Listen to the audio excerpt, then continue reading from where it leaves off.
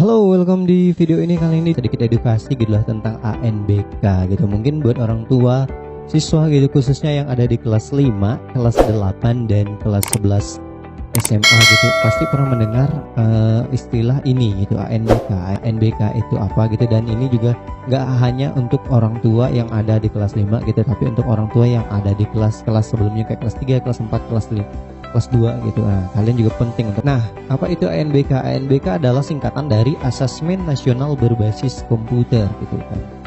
Asesmen nasional gitu. Asesmen nasional itu apaan gitu. Nah, mungkin bertanya-tanya asesmen nasional itu apa gitu. Jadi bahasa simpelnya gitu ya. Jadi kalau dulu ada yang namanya ujian nasional gitu. Nah, sekarang itu ada yang namanya asesmen nasional. Nah, tujuan dari asesmen nasional ini untuk apa sih gitu. Dan ada berbasis komputer pula gitu. Jadi dia akan menggunakan perangkat komputer gitu. Nah, tujuan dari si asesmen nasional ini apa gitu. Jadi kita lanjut. Jadi, nah ini tujuan dari ANBK atau asesmen nasional itu adalah untuk pemetaan mutu sekolah gitu. Jadi tujuan dari asesmen nasional ini adalah untuk menentukan mutu sekolah. Sama sih kayak ujian nasional. Kalau dulu ujian nasional itu kan ya untuk menentukan kualitas dari persiswa ya gitu. Tapi kalau ANBK ini dia tidak seperti itu gitu. Dia tapi per sekolah gitu. Nah, maksudnya itu gimana nanti itu akan ada di materi selanjutnya. Tapi ANBK itu adalah mengukur kemampuan sekolah baik itu siswa, guru dan kepala sekolah. Loh, kok guru sama kepala sekolahnya masuk gitu kan? Iya gitu. Jadi yang menjadi peserta ANBK itu nanti ada tidak hanya siswa gitu, tapi juga guru dan kepala sekolah. Nah, di dalam ANBK itu sendiri terbagi menjadi tiga instrumen gitu istilahnya gitu. Jadi di dalamnya itu nanti akan ada AKM. AKM itu apa? AKM itu adalah singkatan juga dari asesmen kompetisi minimum. Jadi di AKM inilah si siswa menjawab soal-soal yang berupa literasi dan numerasi. Jadi nanti dia tuh pelaksanaannya 2 hari. Hari pertama itu literasi. Jadi literasi itu membaca gitu. Dia lebih kayak membaca. Jadi diukur kemampuan siswa dalam membaca soal, memahami soal, menganalogikan gitu istilahnya soal itu maunya seperti apa, kayak gitulah gitu. Jadi intinya dia semuanya membaca. Jadi nanti di dalam ANBK itu pun jawabannya itu ada pilihan ganda, ada pilihan ganda kompleks. Jadi pilihan ganda kompleks itu dia jawaban benarnya tuh ada lebih dari 1 gitu. Nah, terus menjodohkan, menjawab uraian singkat atau esai. Nah, seperti itu gitu. Jadi nanti siswa itu akan diminta menjawab seperti itu. Jadi SD, kalau di SD itu di kelas 5 gitu. Kalau SMP dia di kelas 8 atau kelas 2 gitu. Yang SMA itu di kelas 11 atau kelas 2 SMA begitu. Nah, itu perbedaannya gitu. Jadi kalau ujian kan dulu dia di kelas terakhir ya gitu, kelas 6, kelas 3 SMP atau kelas 9, kelas 12 atau kelas 3 SMA gitu. Nah, kalau ANBK dia satu kelas sebelum kelas terakhir. Jadi kelas 5, kelas 8 dan kelas 11 begitu gitu. Oke, kita lanjut. Nah, peserta ANBK pesertanya tidak hanya siswa gitu, tapi guru dan juga kepala sekolah. Nah, menentukan pesertanya itu tidak semuanya murid yang ada di kelas 5, kelas 8 dan kelas 11 itu menjadi peserta ANBK gitu, tapi dia menggunakan sistem yang namanya sampling. Sampling ini adalah perwakilan dari sekolah itu gitu. Jadi untuk SD itu dia ada 35, tapi 5 itu cadangan. Jadi yang pasti ikut itu adalah 30 gitu. Jadi cadangan ini fungsinya untuk apa? Kalau misalnya dari 30 anak ini misalnya di pas hari hanya tiba-tiba sakit gitu, atau dia nggak bisa hadir karena ada keperluan apalah gitu yang mendadak yang dia tidak bisa hadir untuk mengikuti ANBK. Nah, digantikanlah oleh si cadangan gitu. Fungsi cadangan itu gitu, dia belum tentu juga ikut gitu, tapi dia tetap harus mengikuti prosedur ANBK itu sendiri begitu gitu. Dan pemilihannya sampling. Maksudnya sampling itu kayak gimana gitu.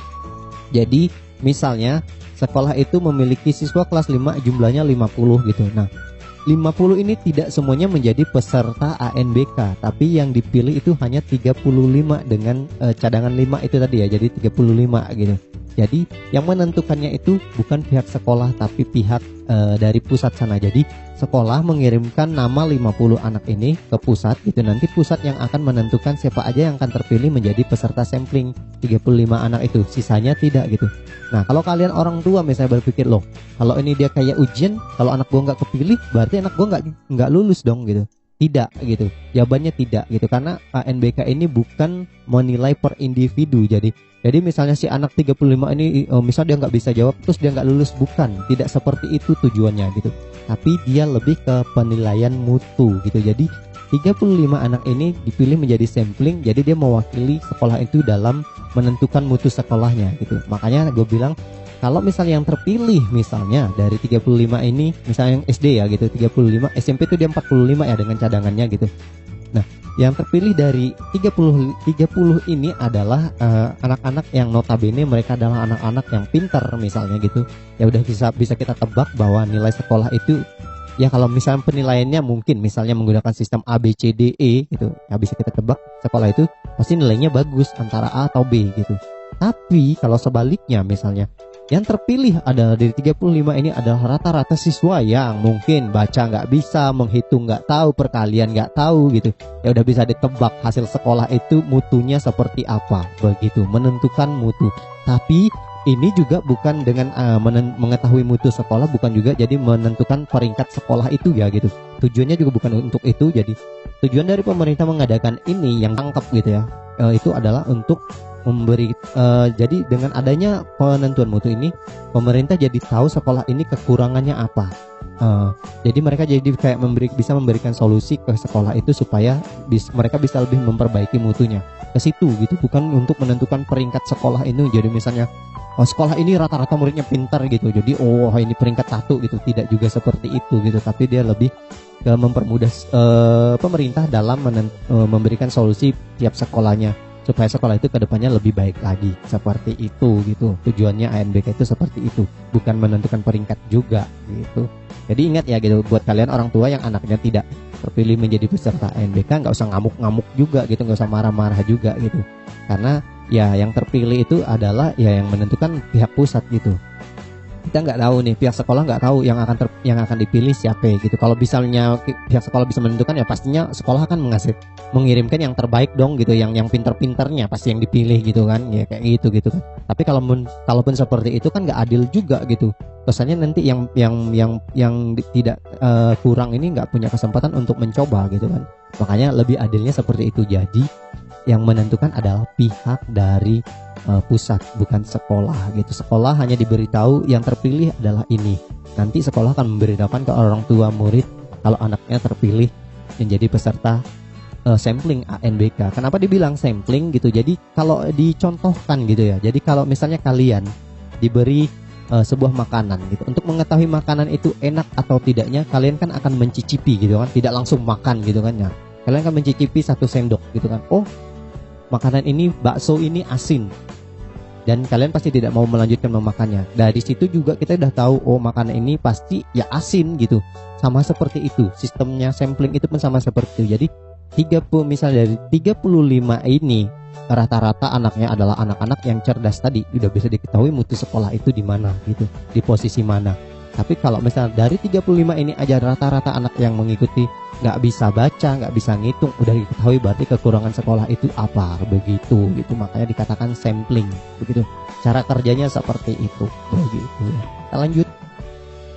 Oke, sistem penilaiannya tadi ini bahas gitu. Jadi yang dinilai itu adalah sekolah gitu. Siswa peserta sampling hanya sebagai perwakilan setiap sekolah, tadi jelaskan ya gitu. Jadi sistem penilaiannya itu ya seperti itu tadi gitu. Jadi yang dinilai adalah sekolahnya, bukan per anaknya. Jadi misalnya anak si ini ikut, wah dia pintar gitu, anak si ini ikut tapi dia nggak bisa jawab, dia bodoh. Tidak seperti itu gitu. Yang dinilai adalah sekolahnya, bukan anak didiknya gitu. Mereka itu hanya sebagai sampling gitu ya, mewakili. Jadi buat orang tua misalnya yang anaknya terpilih, anak aku nggak bisa baca, ya nggak apa-apa gitu. Malah lebih baik yang ikut itu yang natural, tidak dipersiapkan, tidak disetting gitu kan. Kalau misalnya yang menentukan, gue bilang sekolah kan, otomatis sekolah kan mengirim yang terbaik kan gitu. Nah makanya ditentukannya yang menentukan adalah pusat, bukan sekolah begitu gitu. Karena menghindari, mungkin menurut yang namanya itu tadi gitu, penyetingan gitu kan, supaya mutu sekolah itu bagus, dikirimlah yang bagus-bagus gitu kan. Nah gitu, supaya nilai sekolahnya bagus gitu kan. Menghindari itu makanya dibilang yang namanya sampling. Jadi sekolah nggak bisa menentukan gitu, yang menentukan adalah pusat gitu. Kedepannya sekolah itu akan menggunakan sistem seperti ini. Jadi lebih ke orang tua untuk SD terutama gitu ya. Kalau SMP mungkin agak lebih mudah ya, karena mereka sudah mengerti, sudah lebih dewasa gitu, apalagi SMA gitu. Tapi untuk SD, buat kalian orang tua yang anaknya ada di kelas 3 dan kelas 4 SD, sebaiknya mulai sekarang kalian mulai mengenalkan cara menggunakan yang namanya laptop atau komputer itu seperti apa gitu. Jadi kalau misalnya kalian, saya sendiri nggak tahu Pak gitu gimana cara menggunakan laptop. Nah kalau misalnya di posisi itu ya lebih baik kalian mencari guru yang bisa, atau mengeleskan lah gitu, mengikutkan anak ke minimal dia tahu matikan komputer, menggerakkan mouse-nya, menggerakkan touchpad-nya, mengetik namanya, menghapus namanya, memasukkan kode-kode, berbentuk bintang, pagar, segala macamnya. Kemarin ketika sekolah kami mengadakan simulasi gitu, rata-rata dari 35 itu hanya 3 anak yang pernah menggunakan perangkat komputer, yang sisanya itu nggak tahu apa-apa. Nah supaya itu tidak terjadi nanti gitu, dan karena juga nanti dalam sistem pelaksanaannya itu ada yang namanya pengawas itu disilang gitu. Jadi semua sekolah yang mengikuti yang namanya ANBK itu akan disilang. Jadi guru misalnya dari Bagak dikirimnya misalnya ke Maya Sopa dikirim ke Nyarungkop ke Bagak, seperti itu gitu. Bukan guru dari sekolahnya itu sendiri yang menjadi pengawasnya gitu. Jadi ya kita nggak tahu kan ya, tiap orang gimana. Mungkin ada yang bisa ya kayak mungkin ya bisa ngajarin murid itu gitu. Tapi kalau ada yang dia masak bodoh gitu, ketika si anak itu tidak tahu apa-apa gitu kan, dan dia masak bodoh dengan itu, karena itu dia ngerasa itu bukan muridnya, bukan sekolahnya, dia masak bodoh gitu kan pasti ada mungkin ya gitu yang seperti itu gitu. Dan ya untuk mengantisipasi itu sebaiknya kita ya, terutama ya kita dibilang untuk orang tua, sebaiknya kalian mulai sekarang untuk terutama yang kelas 3 sama kelas 4, karena nanti mereka akan ada di posisi kelas 5 yang akan dipilih menjadi peserta sampling, dan kita nggak tahu yang terpilih itu yang mana gitu. Nah sebelum itu terjadi sebaiknya kalian orang tua mulai sekarang mulai mengenalkan menggunakan perangkat komputer itu seperti apa gitu, karena kedepannya sekolah itu udah kayak gini gitu, udah nggak kayak dulu, udah nggak pakai kertas lagi, malah karena sekarang zamannya multimedia, zamannya internet. Semakin canggih sekolah itu, gunakanlah perangkat yang paling canggih yang ada di sekolah itu. Untuk guru muda, sekolah sudah di posisi seperti itu sekarang gitu. Dan untuk orang tua di luar sana, tugas kalian pun sebenarnya ya gitu, mulai mengenalkan perangkat itu gitu. Kalaupun tidak punya ya itu tadi solusinya, mungkin mengeleskan anak gitu dengan orang yang mungkin dianggap lebih mengerti, membimbing anak supaya dia bisa menggunakan perangkat itu. Begitu guys gitu. Jadi ya itu tadi. Dan ini tekankan gak hanya untuk orang tua yang anaknya akan ada di kelas 3, kelas 4 gitu. Intinya gitu, kedepannya sekolah akan seperti ini.